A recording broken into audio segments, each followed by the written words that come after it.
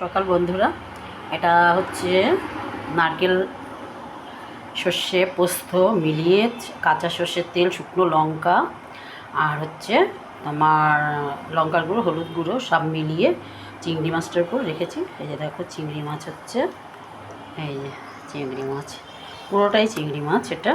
আর এটার মধ্যে এটা ঢেলে দেবো হচ্ছে আমি আলুতে, মানে আলু দিয়ে চিংড়ি মাছটা জাস্ট চচ্চড়ি করবো।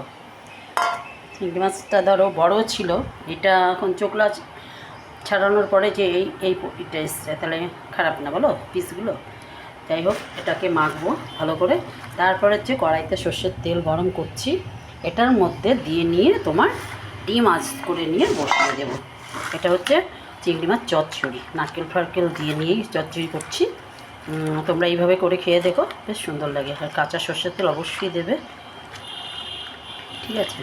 কাঁচা সর্ষের তেল দিলে এটাকে ভালো করে মাখতে হবে, কারণ তেলটা তো দেওয়া হয়েছে কাঁচা সর্ষের তেল, ওটাকে দিয়ে ভালো করে মেখে নিলে ভালো। আজকে আর টমেটো দিচ্ছি না, টমেটো ছাড়াই করছি। সর্ষে পোস্ত আর নারকেল বাটা দিয়ে আমার চিংড়ি মাছের মালাইকারিটা করছি, ঠিক আছে? আলু দিয়ে করছি, এমনি ধরো চিংড়ি মাছে আলু দিয়ে করছি, কারণ হচ্ছে আমার ছেলে আবার একটু আলু দিলে পছন্দ করে। আমার ছেলে মেয়ে দুজনেই আলুটাকে একটু মানে পছন্দ করে। তারপরে আলু অনেকেই পছন্দ করে, যেমন বিরিয়ানিতে আলু দিলে পরে সবচেয়ে যে আলু মানে খাবারটা খায়, তাই না? এবার হচ্ছে এইটা হচ্ছে মেখে নিলাম, এবার হচ্ছে কড়াইয়ের মধ্যে তোমার ছেড়ে দেবো, ছেড়ে দিয়ে তোমার করে দেবো।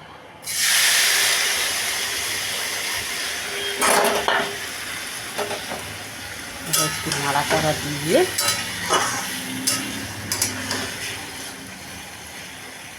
আমার একদম ডিম আঁচ করে ঢেকে দেবো। সামান্য একটু বাটিটা লেগে আছে, ওটুকুনি জল দিয়ে ধুয়ে এটার মধ্যে দেবো, ঠিক আছে? হ্যালো বন্ধুরা, সবাই কেমন আছো? আজকে দেখো একটা আলাদা লেভেলের, আমি যখন রান্না তোমাদের ইউটিউবের চ্যানেল খোলার পর এই ফার্স্ট টাইম করছি। এটা হচ্ছে সর্ষে দিয়ে মাছটাকে মেখে ভালো করে, এটা হচ্ছে ভোলা মাছ। ভোলা মাছটা হচ্ছে সেই পোয়া ভোলা যেটা আছে সেটা। বড় ভোলাগুলো একটুখানি কেমন একটা গন্ধ করে, এর জন্য ওটা না, এটা হচ্ছে পোয়া ভোলা। তাওয়ার মধ্যে বসিয়েছি, কলা পাতা প্রথমে দিয়ে নিয়েছি, তারপরে কলা পাতার মধ্যে যেটার মধ্যে মাছ দিয়েছি এটার মধ্যে সর্ষের তেল দিয়ে মাখিয়ে পাতাটা, তারপর হচ্ছে কাঁচা সর্ষের তেল দিয়ে মাছটাকে সর্ষে নারকেল বাটা দিয়ে নিয়ে এটার মধ্যে সর্ষে আর হচ্ছে পোস্ত আর কাঁচা লঙ্কা, লঙ্কার গুঁড়ো, হলুদ সব মেখে নিয়ে এমন করে ঢেকে এখন দেব, বসিয়েছি। এই পাতুরিটা খেতে খুব ভালো লাগে, টেস্টি হয়, ঠিক আছে? এবার এটা ঢেকে দেব, পরে আবার তোমাদের দেখাচ্ছি যেটা কেমন হলো, ঠিক আছে? এটা আবার উল্টে দিতে হবে পাতা শুদ্ধ, সেটাও দেখাবো, ঠিক আছে? ঢাকনাটা তুলে দিলাম চিংড়ি মাছের। তোমার